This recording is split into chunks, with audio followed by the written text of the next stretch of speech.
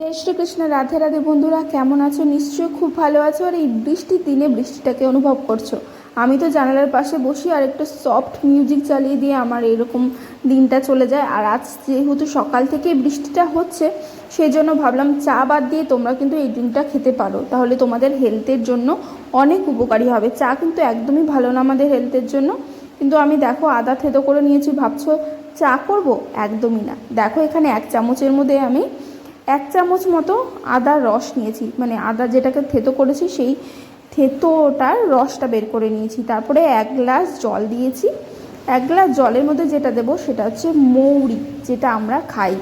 তারপরে দিয়েছি জিরে, তারপরে দেব জোয়ান। এই সব কিছু 1 চামচ করে দিয়েছি। তোমরা চাইলে হাফ চামচ করেও নিতে পারো, কিন্তু আমি যেহেতু এটাকে রেগুলার ড্রিঙ্ক হিসেবে নেই, সেজন্য আমার একটু বেশি বেশি ভালো লাগে কড়া করা আর কি। তোমরা চাইলে প্রথম যখন ট্রাই করবে একটু কমিয়ে নিতে পারো। আর যদি অতিরিক্ত থাইরয়েড বেড়ে গিয়ে থাকে, তাহলে এর মধ্যে 1 চামচ ভরে ভরে তোমরা ধনে, যেটা গোটা ধনে হয়, সেটা কিন্তু নেবে। আজকে আমার কাছে ছিল না, জন্য আমি তোমাদের সাথে শেয়ার করতে পারলাম না, নেক্সট ভিডিওতে শেয়ার করব। তো দেখো খুব ভালোভাবে আমি ছেঁকে নিয়েছি। 1 গ্লাস জলকে মানে 4 ভাগের 1 ভাগ মানে ফুটিয়ে শুকিয়ে দিয়েছি। তারপরে যে আদার রসটা আমরা বের করে রেখেছিলাম সেটা এই গ্লাসের মধ্যে দিয়ে খুব ভালোভাবে মিশিয়ে নিতে হবে। এটা কি করবে, এই ড্রিঙ্কটা তোমাদের কি উপকার আসবে তোমরা বলতেই পারো। এটা তোমাদের পেটের অতিরিক্ত চর্বিটাকে কমাতে শুরু করবে।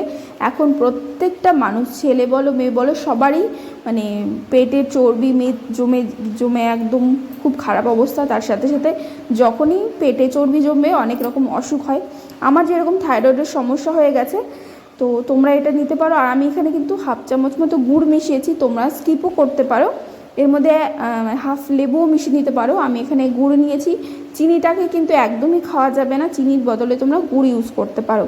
খুব ভালোভাবে এটাকে মিশিয়ে নেওয়ার পরে খেয়ে নেবে। খুব ভালো একটা ড্রিঙ্ক তোমাদের, মানে তোমরা যদি 15 দিন খেয়ে দেখো তাহলে খুব উপকার পাবে। বৃষ্টির দিনে সবাই 1 কাপ চা পছন্দ করে, কিন্তু আমি এই ড্রিঙ্কটা তোমাদেরকে সাজেস্ট করব। খেয়ে দেখো, তোমাদের মানে চা খেলে যতটা ক্ষতি হয়, আর এই ড্রিঙ্কটা খেলে ততটাই উপকার পাবে। বিশেষ করে থাইরয়েড যাদের সমস্যা রয়েছে, তারা জানো যে কতটা প্রবলেম হয়, অনেক কিছুতে সমস্যা দেখা দেয়।